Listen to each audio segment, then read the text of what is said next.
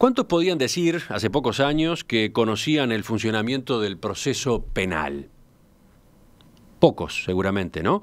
Pero con la reforma que comenzó a implementarse a fines del año pasado, el Código del Proceso Penal se ha hecho tema habitual en la prensa y también en las conversaciones de la gente, para bien y para mal. El responsable máximo de la reforma es el fiscal de Corte, Jorge Díaz, y se ha llevado más de un elogio por la actualización de un sistema que estaba obsoleto. Ahora, también le ha tocado enfrentar un vendaval de críticas cuando la transición parece no está corriendo con la suavidad necesaria. Problemas de comunicación con la policía, críticas dentro de la propia Fiscalía General de la Nación, una asamblea de fiscales donde se llegó a discutir medidas de protesta y hasta de repudio al doctor Díaz. Y la lista que acabo de hacer es una lista incompleta. Vamos a charlar de estos temas. Está con nosotros esta mañana el fiscal de Corte, doctor Jorge Díaz. Doctor Díaz, buen día, ¿cómo le va? Buen día. Yo quiero aprovechar, empezando por felicitar a la doctora Adriana Zampayo, fiscal letrado departamental de Mercedes, porque integra, ella y su familia desde hace muchísimos años, el Fogón de Curtina en la Patria Gaucha. Ah, sí. Y quiero transmitirle al aire mis felicitaciones por el triunfo obtenido, que además es repetición de otros años anteriores. ¿Usted mismo ha estado en la fiesta de la Patria Gaucha? ¿Cómo se lleva con esa festividad? En alguna oportunidad he estado y con esa festividad me llevo bien, porque yo soy oriundo de Fraile Muerto, departamento de Cerro Largo, y mi infancia y mi adolescencia estuvo directamente vinculada al agro. Qué cambio, ¿no? Y bueno, son caminos que hay que ir recorriendo. Porque ahora su vida transcurre en escritorios, parecería, ¿no? Sí, en parte sí, pero mire que he recorrido el país en más de una oportunidad. En estos 5 años y medio, en abril van a ser 6 años que llevo como fiscal de Corte, he recorrido todo el país al menos 2 veces al año, visitando todas y cada una de las sedes fiscales y cada uno de aquellos lugares, capitales departamentales o no, donde hay fiscalías, entrevistándome con jefes de policía, con fiscales, con colegios de abogados, con jueces, y eso lo sigo haciendo permanentemente, con prensa y sin prensa. Vengamos a esto de las últimas semanas. Usted fue quedando en medio de una especie de tormenta perfecta. Le propongo ir por partes. Empecemos por estas descoordinaciones y acusaciones cruzadas que ocurrieron entre fiscales, el Poder Judicial y la policía o el Ministerio del Interior. ¿Qué pasa? ¿Está dando más trabajo de lo que se esperaba la introducción de este nuevo Código del Proceso Penal? Usted no me escuchó a mí en todo este periodo emitir ninguna opinión sobre ninguno de los temas puntuales en los que se han estado discutiendo. Nosotros, ante cada episodio de los cuales hay mucho ruido en la prensa, de lo que hemos tratado es de, en primer lugar, saber qué fue lo que efectivamente pasó, porque muchas veces lo que se dice en la prensa no es lo que en realidad pasa, ver si existe efectivamente un problema y si existe ese problema tratar de corregirlo. Una de las grandes ventajas que tiene el sistema acusatorio es que es absolutamente transparente. ¿En qué sentido? Y en que hoy todo se sabe. Pasamos de un sistema escrito y opaco, donde todo se hacía en reserva, a un sistema donde todo se sabe, todo se ve y todo queda registrado. Es decir, hoy en día hay un sistema de gestión de seguridad pública donde allí se asienta y eso tiene trazabilidad y es posible auditar qué fue lo que se anotó. Hay un sistema de información en la Fiscalía, el CIPAU, y hay un sistema de información en el Poder Judicial. Entonces ahora no podemos discutir si llegué 8:15, 8:05, 8:30, si la audiencia se solicitó a las 15:05 o no, ahora queda todo registrado, absolutamente todo registrado. De todos modos está pasando esto que yo mencionaba recién, y es tan singular la situación que el senador Pablo Mieres propuso citar a Comisión del Parlamento a las 3 partes. Yo voy con mucho gusto, porque usted no habrá escuchado nunca de mi parte una crítica ni al Poder Judicial, ni a la policía, ni a los fiscales respecto del funcionamiento. Nuestra postura ha sido, en lugar de salir públicamente a echarle la culpa al otro, es en primer lugar saber qué pasó, analizar qué pasó y hacernos cargo y hacernos responsables de la situación. ¿Por qué? Porque vivimos en un país, Emiliano, no solo respecto de este tema, sino respecto de otros temas, donde todo el mundo, o sea, hay muy poca gente que asume la responsabilidad y dice, esto es mi responsabilidad, o yo me equivoqué. ¿Cuántas veces escucha usted acá decir yo me equivoqué? Ah, no, eso en Uruguay no existe. Bueno, Uruguay no existe. Y esto es exactamente igual. Entonces, lo que muchas veces pasa es que algo sale mal, y si algo sale mal, enseguida entramos a buscar el culpable. Y enseguida todos empiezan a decir, no, la culpa es de aquel, la culpa es de aquel, la culpa es del otro. Nosotros vemos públicamente... Pero para la población esto es desconcertante, ¿no? La sensación que puede extenderse es la de que el sistema judicial y penal funciona mal y que eso va a perjudicar a la gente. ¿Me entiende lo que digo, no? Sí, lo entiendo, y lo que sí le puedo transmitir es que el sistema de justicia penal funcionaba mal. Lo que pasa es que antes no se decía nada o no se sabía, entonces todo lo que era opaco y escondido y no se sabía, no pasaba nada. Ahora funciona como funciona, cada uno tendrá una adjetivación, si bien mal, más o menos regular, espantoso o excelente. Yo creo que hemos tenido algunas dificultades que no pensábamos tener y hemos superado problemas que pensábamos tener. Es decir, antes del 1 de noviembre había un montón de asuntos que nosotros pensábamos, esto va a ser espantoso, vamos a tener dificultades en resolver este punto. Llegó el 1 de noviembre y ese problema se resolvió en la práctica. Y después hubo otras dificultades que no pensábamos tener y que las ¿Cuáles, tuvimos. por ejemplo? ¿Cuáles aparecieron y no estaban en los planes? Bueno, en primer lugar, el volumen de las cargas de trabajo. Nosotros habíamos estimado, porque esos eran los datos que teníamos y eran los datos que surgían de los sistemas, el manejo de un volumen de 220.000 eventos, no denuncias, porque hay muchos eventos que no se parte de una denuncia de un damnificado, que nos daba un promedio de unas 18.000 por mes.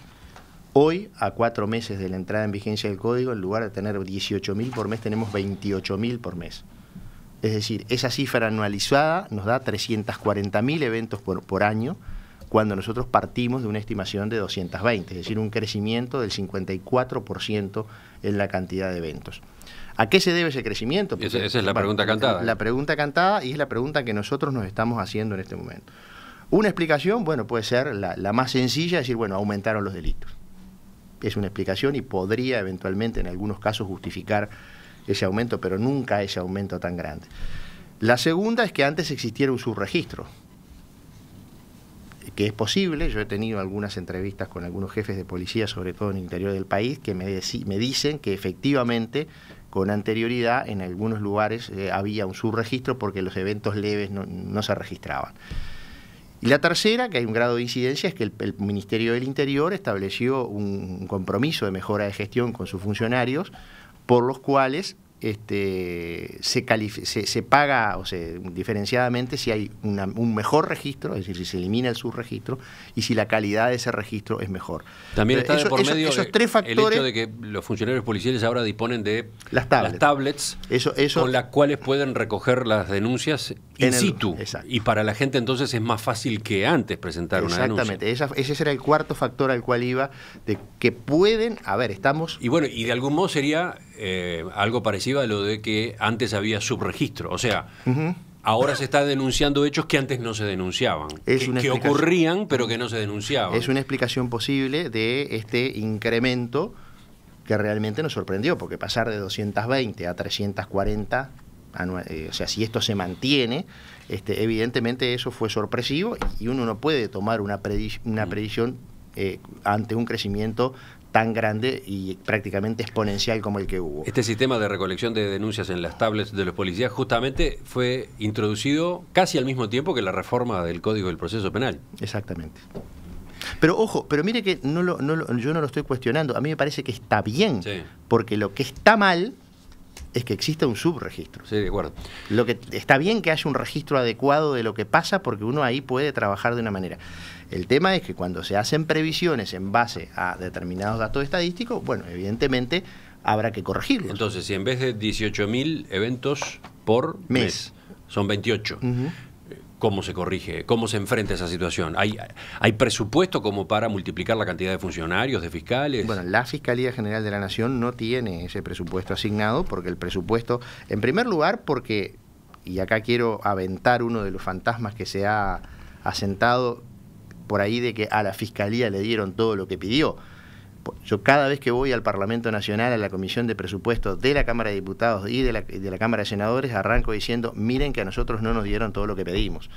Porque eso, no voy a meterme demasiado en ese tema, pero basta ver los registros en las versiones taquigráficas de las cámaras para saber eso. Sí nos incrementaron en forma importante el presupuesto, pero en realidad nunca nos dieron todo lo que pedimos. Pero además lo que pedimos, lo pedimos en base a una determinada estimación. Entonces, en realidad lo que estamos haciendo en este momento es trabajando sobre la rendición de cuentas para tratar de hacer una propuesta que de alguna manera contemple ese incremento en las cargas de trabajo. Y mientras tanto, cuando digo mientras tanto, digo hasta el año que viene, ¿no? Porque la rendición de cuentas, si usted consigue la rendición de cuentas refuerzo de rubros, recién van a estar disponibles en enero del año próximo. Mientras tanto, hemos estado trabajando en varios aspectos. En primer lugar, en proveer aquellas vacantes que se fueron generando como consecuencia de la implementación del código, porque hubo fiscales que al día siguiente de que la entrada en vigencia del código presentaron su renuncia. Ajá. No uno, varios. Entonces, esas vacantes hay que proveerlas. Las vacantes en la Fiscalía General de la Nación, los ingresos y los ascensos son absolutamente todos por concursos de oposición y mérito. Los concursos de oposición y mérito, que son transparentes, llevan tiempo. La transparencia a veces tiene sus costos, que estamos dispuestos a pagarlo, y hemos ido llenando cada una de esas vacantes. Por ejemplo, de todos modos, aunque se llenen las vacantes, si la cantidad de eventos es mayor que la que estaba prevista, igual van a tener un inconveniente. Pero es peor la situación si a su vez tengo vacantes. Sí, entiendo. Entonces, pero mire, déjeme decirle una cosa. Nosotros acabamos de llenar 5 cargos de fiscales titulares de Montevideo en materia penal. Vamos a llenar el 6º, y eso es el 22% de los titulares de la Fiscalía de Montevideo. Es decir, es un número importante. Estamos prácticamente llegando a cubrir todas las vacantes del fiscales en todo el país. Estamos haciendo un estudio de cada uno de los lugares, porque la realidad es muy variopinta. No es lo mismo Montevideo que Canelones, y no es lo mismo Maldonado y Rivera que el resto del interior. Es decir, hay situaciones muy variadas. Hay departamentos del interior donde hoy tenemos más formalizaciones que procesamientos en el sistema anterior. Por ejemplo, el Mercedes, nosotros estábamos mirando los datos, hoy hay más formalizaciones en el sistema nuevo que procesamientos en el sistema antiguo, y a su vez a eso hay que sumarle procesamientos por los trámites viejos. Es decir, es mentira que en todo el país funciona mal. Hay lugares donde funciona muy bien, hay lugares donde funciona más o menos, y hay lugares donde tenemos dificultades. Pero si quiere podemos empezar a analizar un montón de otras cosas, porque además usted planteaba el tema de las tablets, el tema del sistema informático. Tuvimos dificultades serias al comienzo con el sistema informático, esas dificultades han sido superadas, el sistema informático hoy está estable y funcionando y se va mejorando semanalmente. Cualquiera que está en estos temas sabe de que la implementación de un sistema de información lleva tiempo, y obviamente hay que seguirlo desarrollando y mejorando, pero hoy está funcionando, y sin embargo tenemos de parte de algunos fiscales una resistencia a la utilización del software. ¿Por qué? Porque también fue un cambio que fue concomitante con la normativa procesal y que evidentemente genera resistencias. ¿Qué más? ¿Iba a mencionar otro factor? Yo diría que básicamente esos fueron los dos factores importantes. Y después el cambio de roles. El cambio de roles es absolutamente fundamental. El otro día me decía una fiscal, antes los jueces eran nuestros amigos y ahora no. ¿Cómo es eso? Claro, porque antes, yo le digo, el problema es que el juez no era tu amigo antes y ahora no. El juez antes hacía tu trabajo, porque el juez investigaba. Y tú colaborabas con la investigación que desarrolla el juez. Ahora tú investigas y el juez hace de juez. Entonces el juez ahora te controla absolutamente todo. Cuando se hace un control de la legalidad de la detención, hace control de la legalidad de la detención. A qué hora fue detenido, si está dentro del plazo constitucional, si no está dentro del plazo constitucional, si la detención fue flagrancia, si hubo orden, todas esas cuestiones que son de garantías que antes nadie controlaba. O mejor dicho, el juez se controlaba a sí mismo, y todos sabemos que si uno se controla a sí mismo, los estándares de control bajan. Entonces, esas consecuencias de los cambios de roles hacen que evidentemente esto tenga que ir aceitándose y va a llevar un tiempo.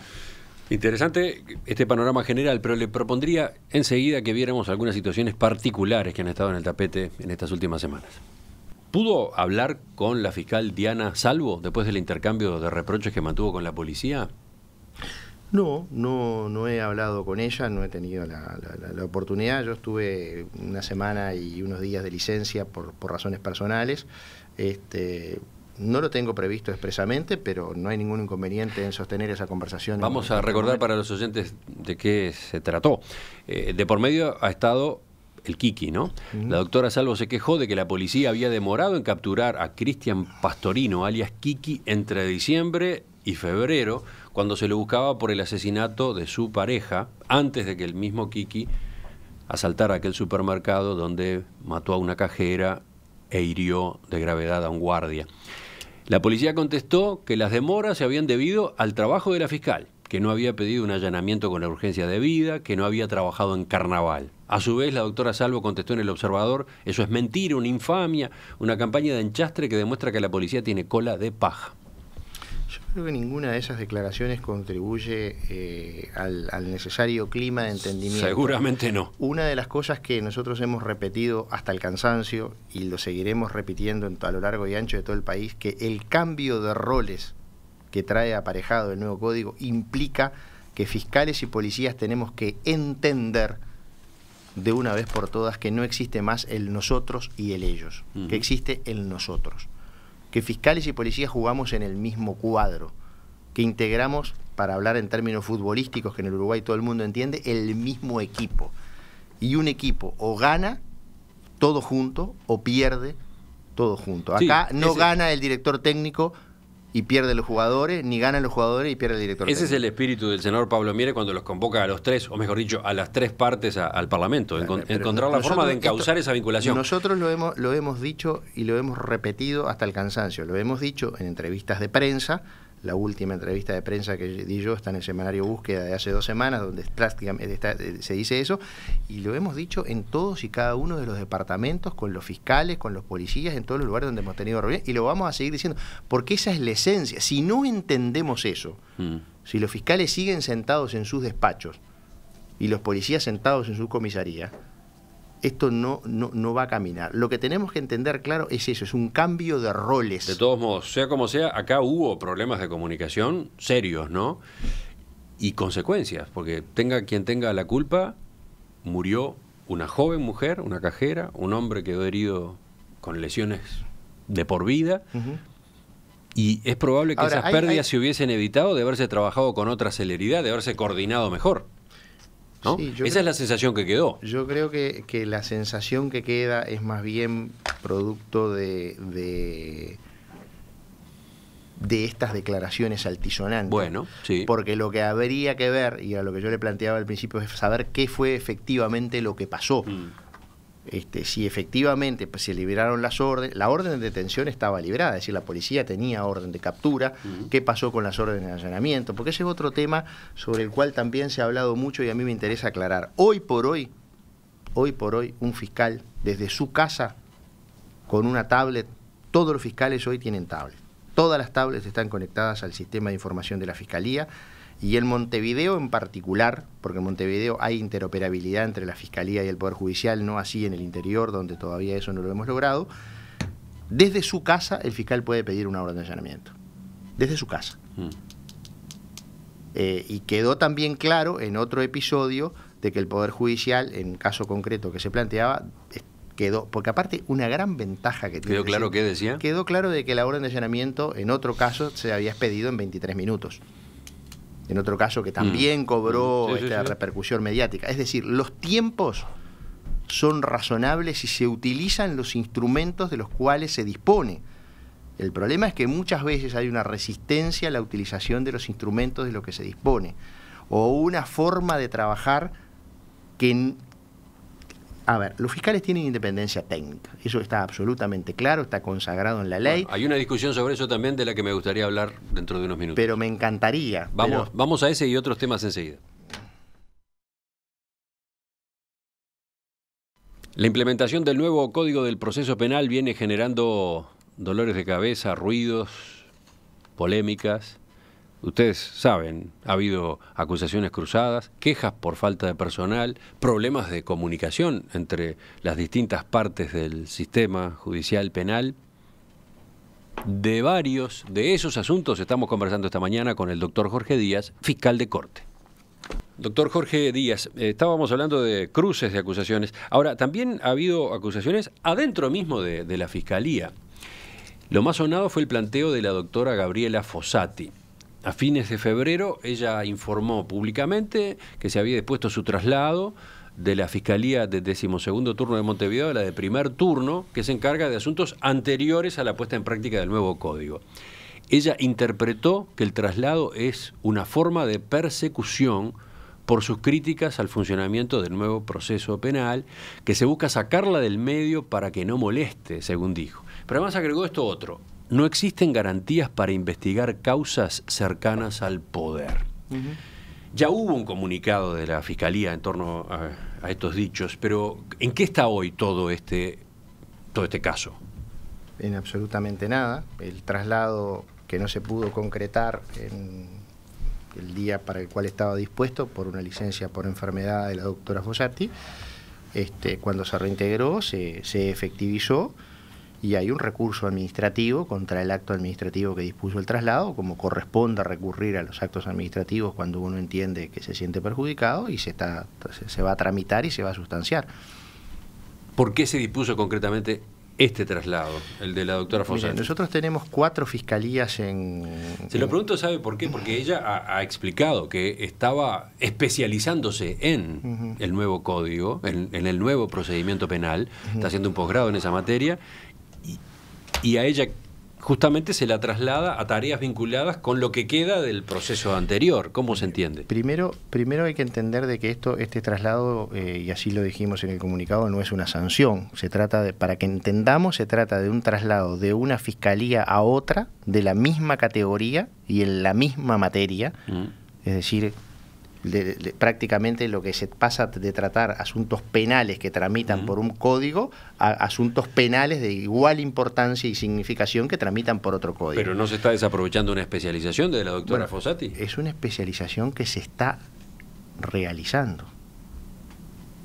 Es decir, si nosotros tenemos a la vista todos los currículums de los distintos fiscales, y hay un conjunto de fiscales que han desarrollado un conjunto de tareas de especialización, al igual que la doctora Fossati, y evidentemente se dispone ese traslado porque se entiende, porque mire que además de la doctora Fossati hay otras 3 fiscales trabajando en asuntos penales del Código Viejo, y son fiscales de dilatadísima trayectoria, de una enorme experiencia, con muchísimos más años en el Ministerio Público que muchos de los fiscales que están trabajando en el sistema nuevo, y sin embargo, no solamente no lo han tomado como una capitù diminuti, sino lo han entendido, lo han asumido con una enorme responsabilidad.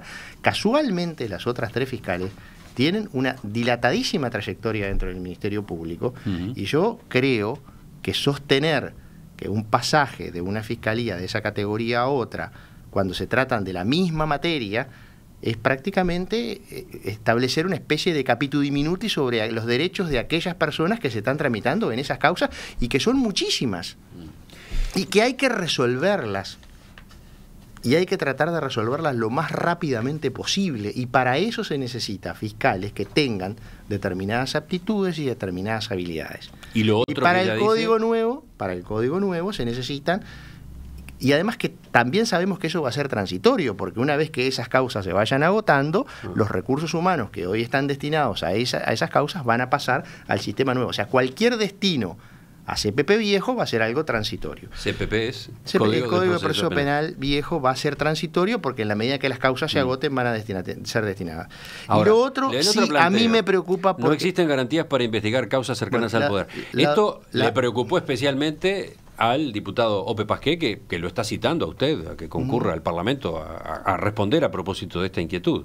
Bueno, hay una nota posterior de la doctora Fossati donde ella explicita que no se refería estrictamente a eso, y que hablaba de los criterios objetivos de distribución.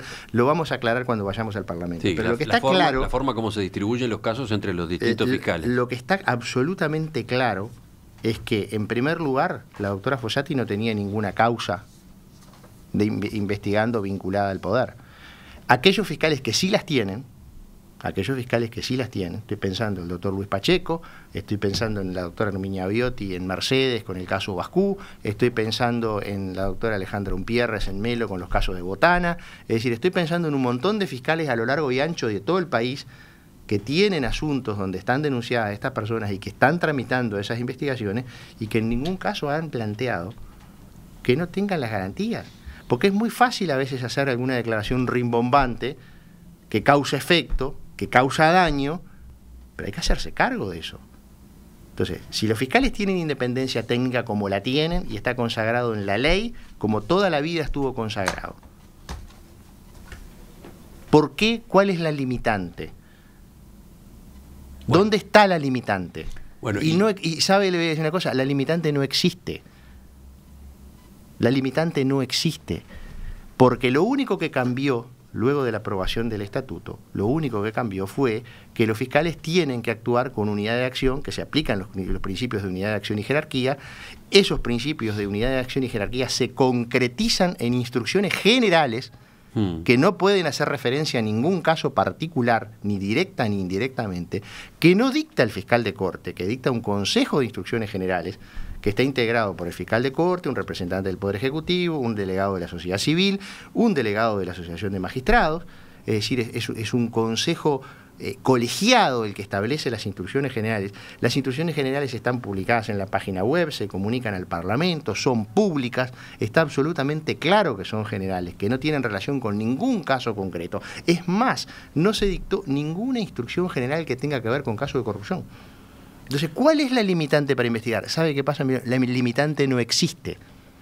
De todos modos. Pero yo sí parto de... tema, permítame una cosa, permítame una cosa. Si yo parte de la lógica de que yo digo, Emiliano Cotelo es corrupto, y voy y lo denuncio, si Emiliano Cotelo no es corrupto, la justicia va a archivar esa investigación. Entonces ahí digo, la justicia es corrupta porque investigó la investigación contra Cotelo, que sí es corrupto.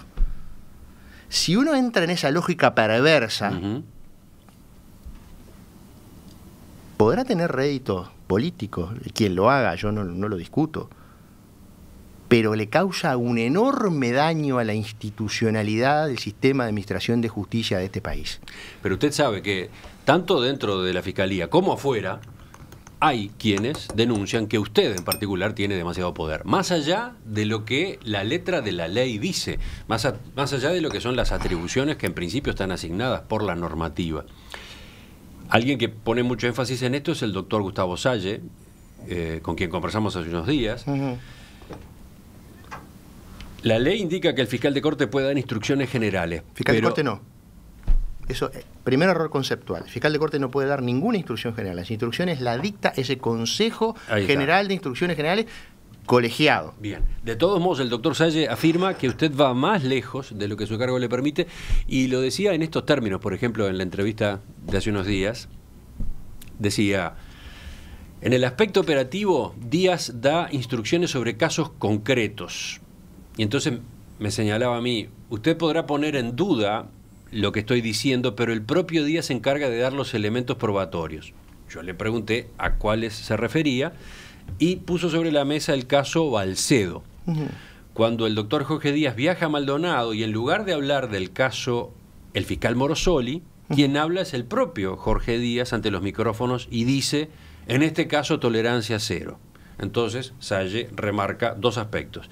Primero, no es el fiscal del caso, no tenía por qué hablar el doctor Jorge Díaz. Y segundo, dijo una gran verdad. En este caso tolerancia cero. En los otros, sobre todo en los que actúa o ha presentado denuncias el doctor Salle, por lo visto, impunidad total. Ahí tiene un elemento de prueba, dice Salle, de lo que yo sostengo sobre el poder desmesurado del doctor Jorge Díaz. Yo, Emiliano, estoy tentado de contestarle si la pregunta es seria o no es seria. Digo, porque en primer lugar, lo que yo dije en el caso Balcedo, dije en este caso, como en todos los casos de lavado de activos, o en todos los casos vinculados al lavado de activos, la práctica es que hay tolerancia cero, y lo dije claramente. ¿Por qué? Porque hay una instrucción general, donde se establece en esa instrucción general expresamente que en los casos de lavado de activos no se permite ninguna salida alternativa al juicio oral o al juicio abreviado. Es decir, en esa instrucción general se le dice a los fiscales que en estos casos debe seguirse hasta el final, hasta obtener una sentencia de condena, y no se permite ni la mediación extraprocesal, ni la suspensión del proceso, es decir, todo un conjunto de salidas que el Código permite.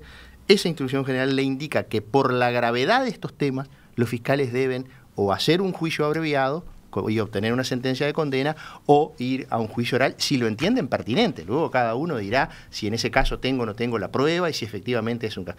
Y por eso se dijo eso. Y se dijo eso después de una conversación con el fiscal de la causa, donde esos temas habían estado... O sea, lo que usted está puntualizando es que no había ningún criterio particular para ese caso. Exactamente. De todos modos, ¿por qué fue a Playa Verde? ¿Por qué fue... No, yo a Playa Verde no fui. ¿Por qué se presentó en la zona donde se estaba investigando y dio un pronunciamiento a propósito de ese caso en particular? Y fui a 33 y hablé porque los periodistas preguntan, y como yo tengo la buena costumbre de no sacarle la pata al lazo, de no birlarle... ¿Pero era necesario que el fiscal de corte estuviera cuando se empezaba a procesar ese caso en particular? Y al otro día estuve en Rocha, y al otro día fui a 33. Pero con casos calientes de arriba de la mesa. Por supuesto, en 33 hay un homicidio que todavía está sin aclarar, que conmocionó a la sociedad bolimareña.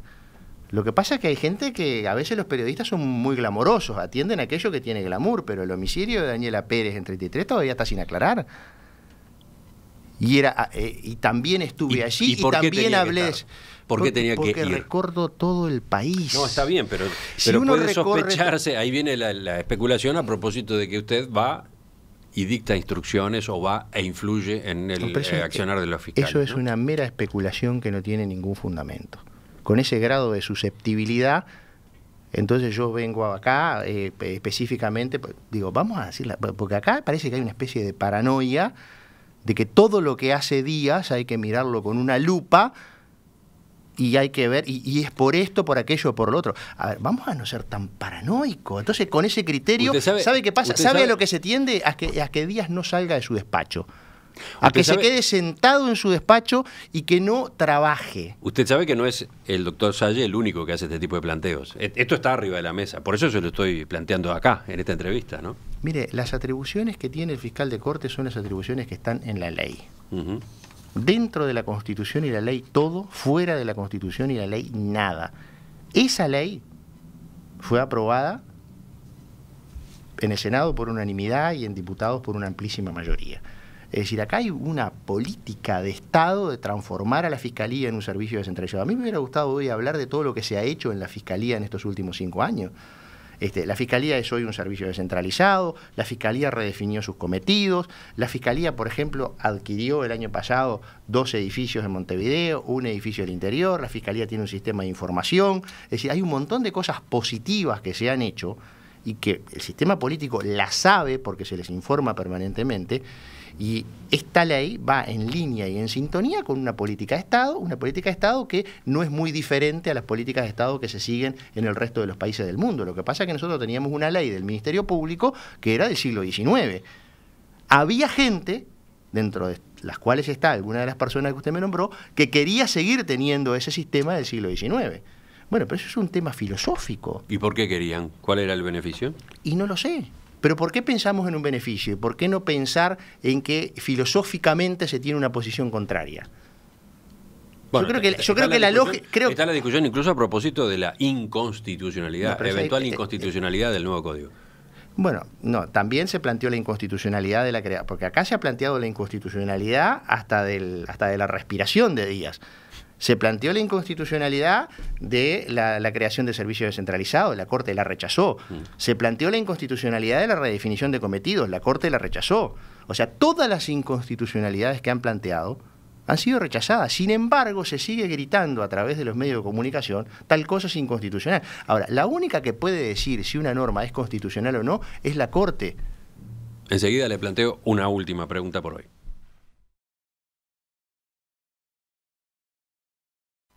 Casi en el final, doctor Jorge Díaz, le pregunto por un caso en particular y una resolución que dejó abiertas preguntas.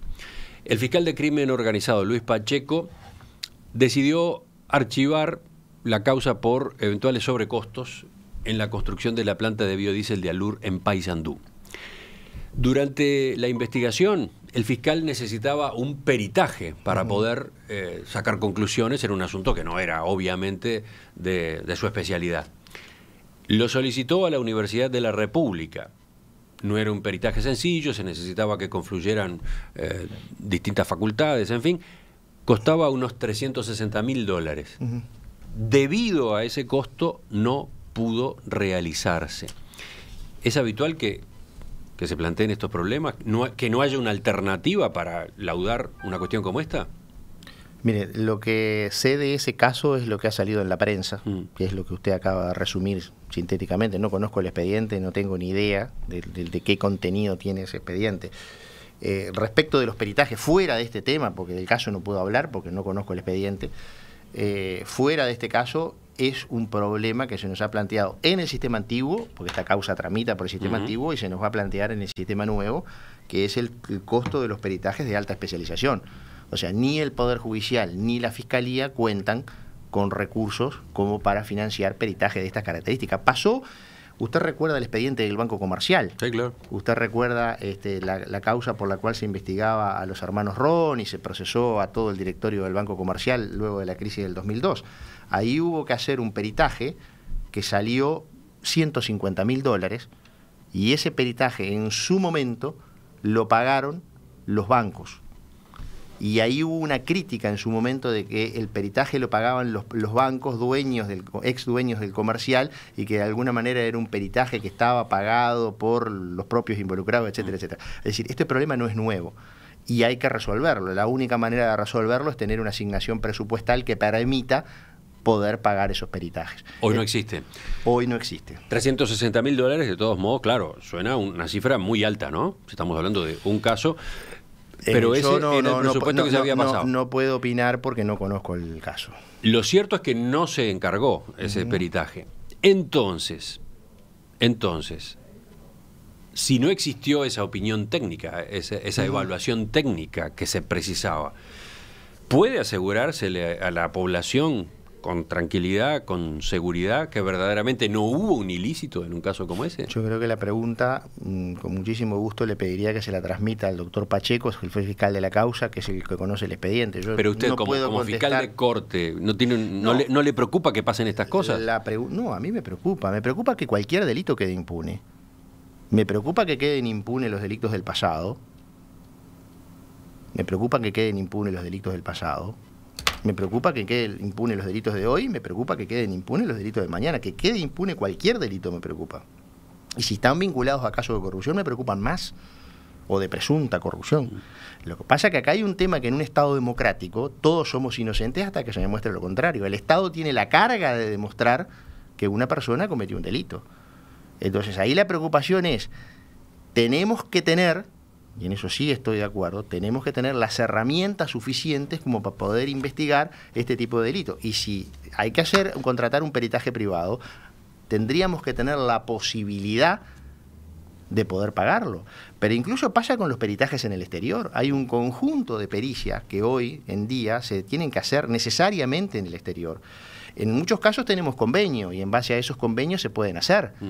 Pero en otros casos no tenemos convenios. Pero es tan enorme la variedad de asuntos sobre las cuales pueden versar esos peritajes que es muy difícil tener convenios con todo. Entonces, necesariamente tenemos que tener los recursos como para poder hacerlo. Mencionó al pasar que le preocupa también que queden sin investigar o sin aclarar hechos del pasado.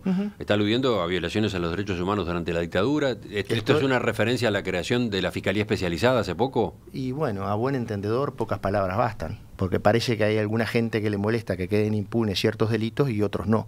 A mí me molesta que queden impunes cualquier tipo de delitos. Y a propósito de eso, una de las cosas que tenemos que resolver en forma urgente para que el código funcione como tiene que funcionar es aclarar específicamente cuáles son las potestades que tiene la policía.